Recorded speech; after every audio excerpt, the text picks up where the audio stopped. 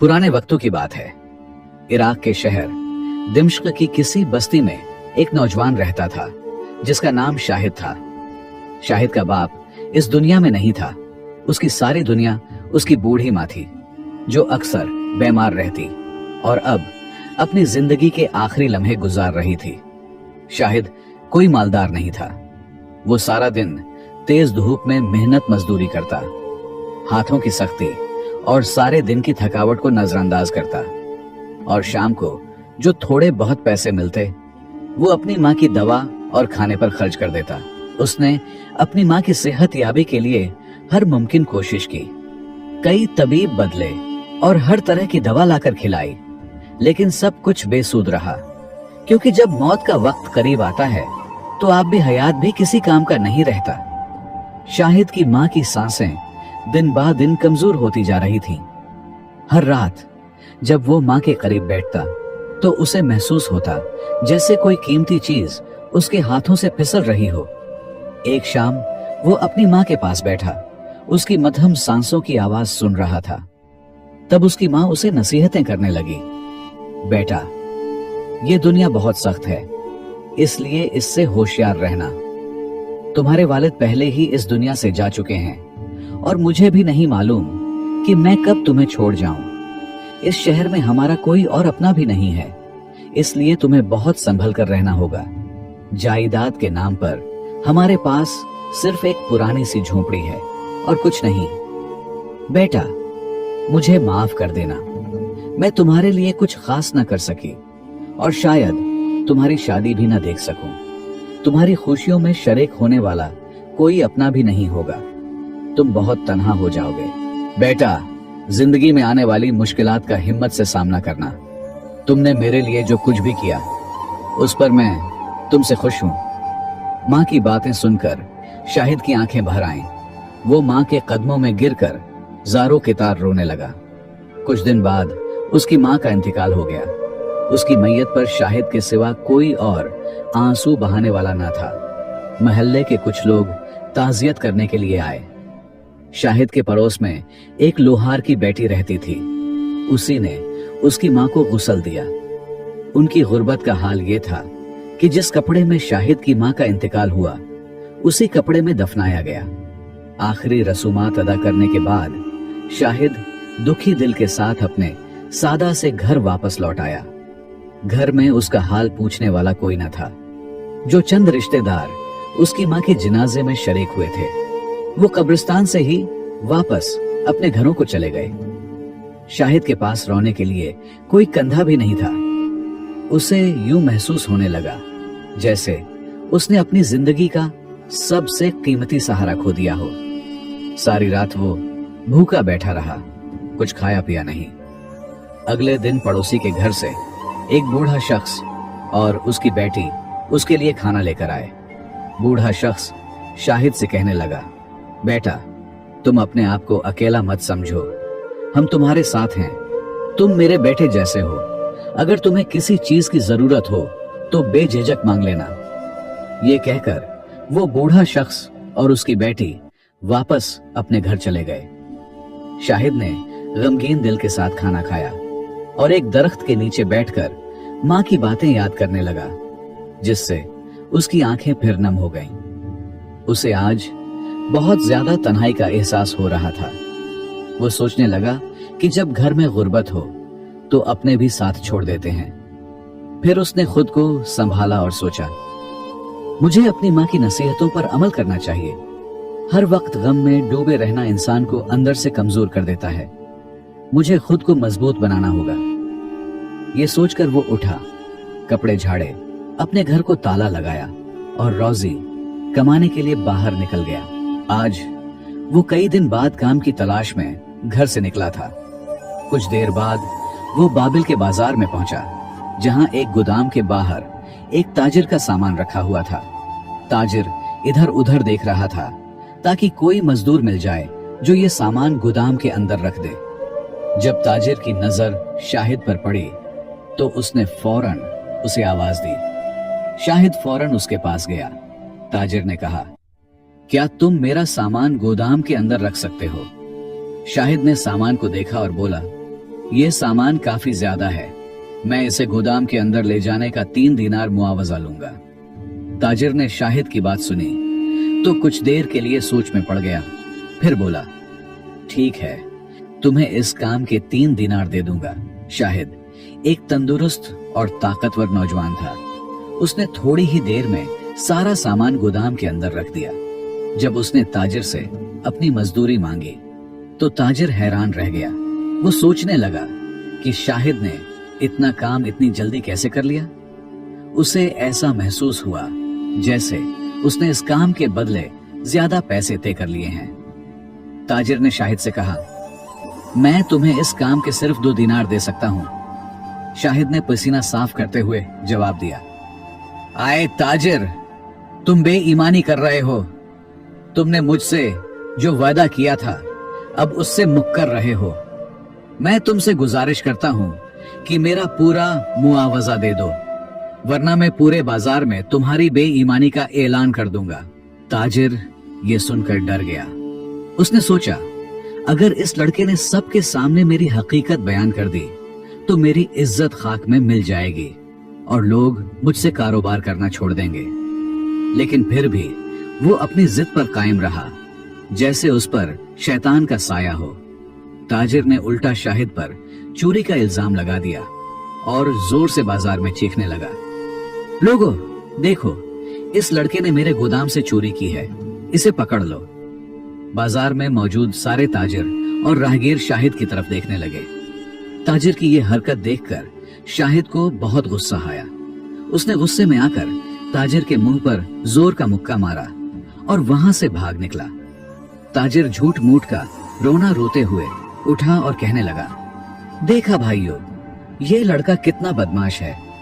ये पहले चोरी करता है और दूसरा उसने मेरे मुना पर मुक्का भी रसीद कर दिया। ये कोई आदी मुजरिम लग रहा है। जबकि वहां पर मौजूद लोग ताजिर की हाँ मैं हाँ मिलाने लगे। ताजिर दिल में सोचने लगा, चलो ये मसला भी हल हो गया और मेरी इज्जत भी बच गई। लेकिन अपनी बेईमानी को छुपाने के लिए और लोगों को यह यकीन दिलाने के लिए कि शाहिद वाकई ही चोर है, वो फौरन काजी के दरबार में जा पहुंचा और शाहिद पर झूठा चोरी का मुकदमा दर्ज करवा दिया। काजी ने फौरन अपने सिपाहियों को हुक्म दिया कि वो शाहिद को गिरफ्तार करके अदालत में पेश करें। सिपाही फौरन काजी के हुक्म की तामील करते हुए शाहिद की झोपड़ी की तरफ गए, लेकिन उसकी झोपड़ी पर ताला लगा हुआ था।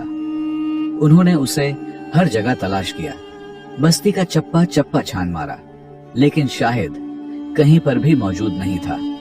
इसलिए सिपाही खाली हाथ दरबार में वापस लौटे।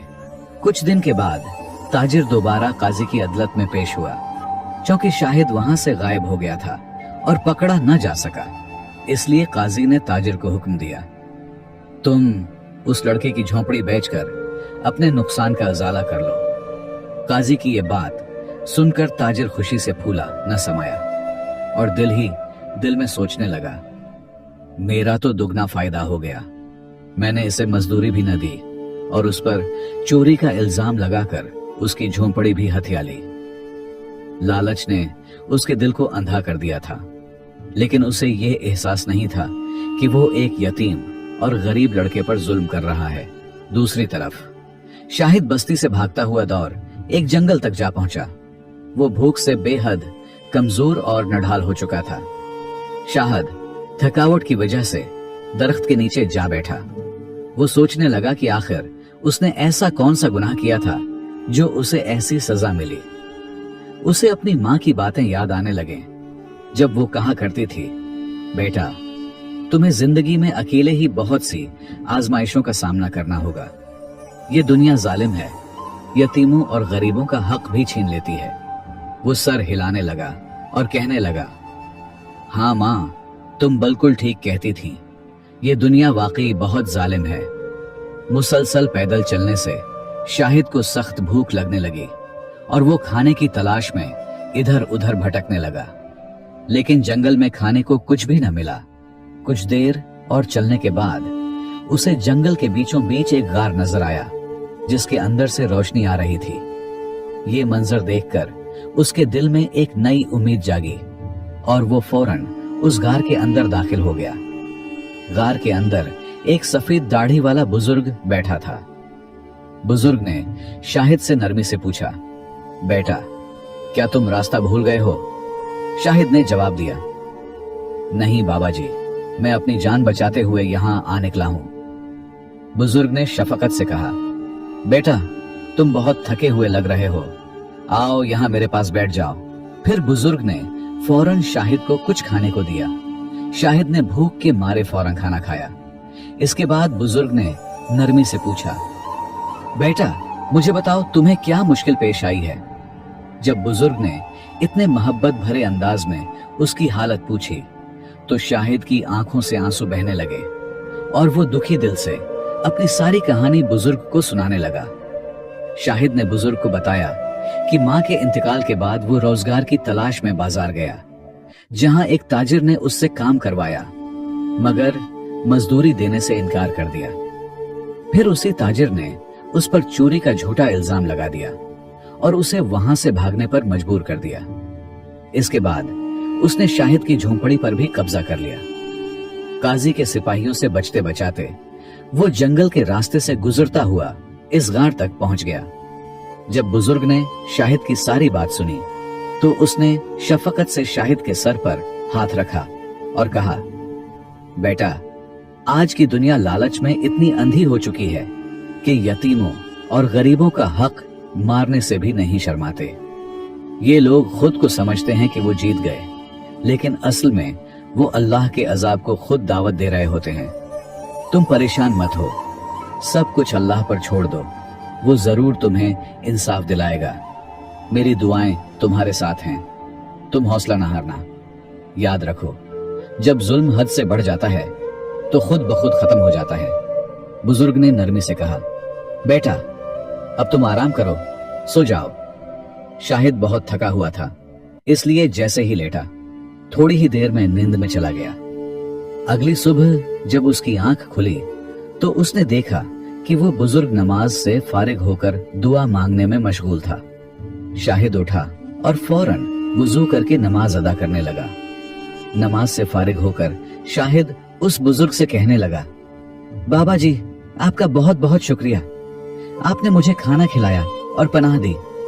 अब मैं सूरज निकलने से पहले ही यहाँ से जाना चाहता हूँ। कहीं ऐसा ना हो कि काजी के सिपाही जंगल में मुझे ढूंढते ढूंढते यहाँ तक आन पहुंचे। जिस पर वो बुजुर्ग उससे कहने लगा, बेटा तुम कहाँ जाओगे?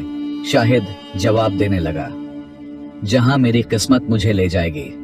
जिस पर वो बुजुर्ग उससे कहने लगा, बेटा तुम ऐसा करो, इस जंगल से निकलकर करीब एक बस्ती है, तुम वहां चले जाओ, वहां पर तुम महफूज रहोगे।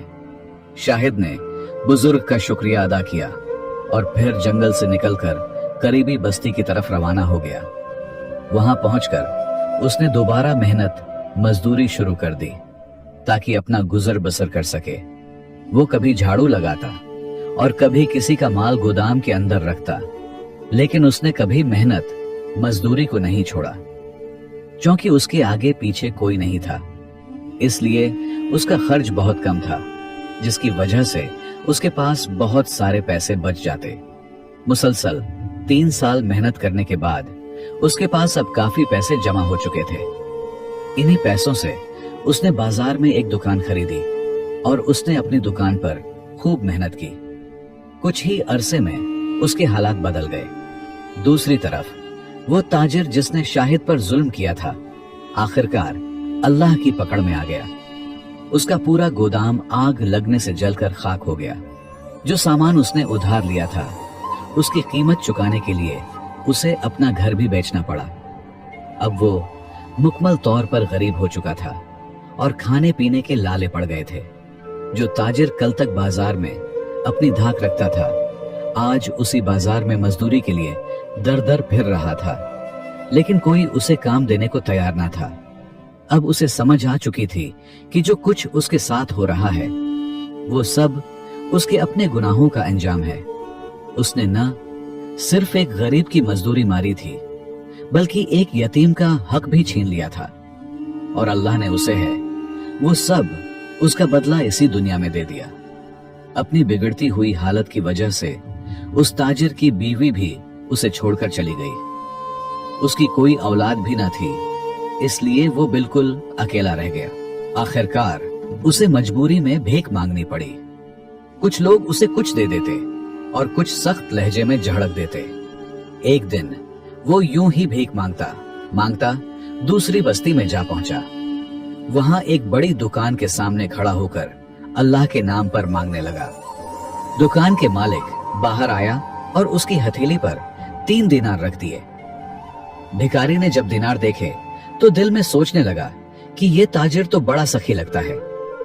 फिर जब उसने ताजिर के चेहरे पर गौर से नजर डाली तो उसे पहचान गया। ये तो वही शाहिद था, वही यतीम जिसके साथ उसने कभी जुल्म किया था। वो भिखारी फौरन शाहिद के कदमों में गिर गया। भिखारी रोते हुए कहने लगा, बेटा मुझे माफ कर दो, मैं वही जालिम ताजिर हूं जिसने तुम पर झूठा इल्जाम लगाया था।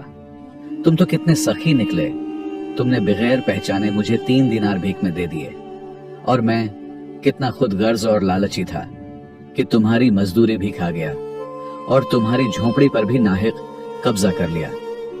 आज मेरा सब कुछ बर्बाद हो चुका है, दुनिया का कुछ नहीं बचा, लेकिन अब मुझे अपनी आखिरत की फिक्र है। खुदा भी मुझे तब तक माफ नहीं करेगा जब तक तुम मुझे दिल से माफ ना करोगे। मैं तुमसे अपने किए पर सच्चे दिल से माफी मांगता हूँ। खुदा के लिए मेरे हाल पर रहम करो, मुझे माफ कर दो। शाहिद ने भिखारी को फौरन अपने कदमों से उठाया और उसे गले से लगा लिया।